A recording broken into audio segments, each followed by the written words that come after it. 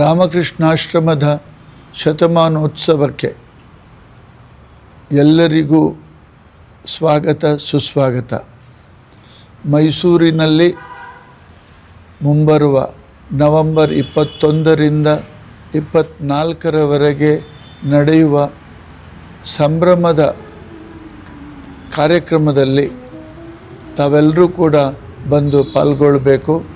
ಅದು ಶ್ರೀರಾಮಕೃಷ್ಣ ವಿದ್ಯಾಶಾಲೆಯ ವಿವೇಕಾನಂದ ಸಭಾಂಗಣದಲ್ಲಿ ನೆರವೇರುವುದು. ಸಾವಿರಾರು ಭಕ್ತರು, ಹಿತೈಷಿಗಳು ನಮ್ಮ ಕರ್ನಾಟಕದ ಮತ್ತು ದೇಶದ ಬೇರೆ ಬೇರೆ ಭಾಗದಿಂದ ಬರುವವರಿದ್ದಾರೆ.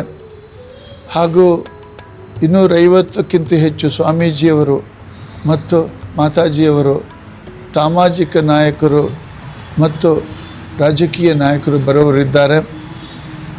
ಈ ಒಂದು ಐತಿಹಾಸಿಕವಾಗಿರ್ತಕ್ಕಂಥ ಕಾರ್ಯಕ್ರಮಕ್ಕೆ ನಿಮಗೆಲ್ಲರಿಗೂ ಕೂಡ ನಮ್ಮ ಹಾರ್ದಿಕವಾಗಿರ್ತಕ್ಕಂಥ ಆಹ್ವಾನ, ಸ್ವಾಗತ.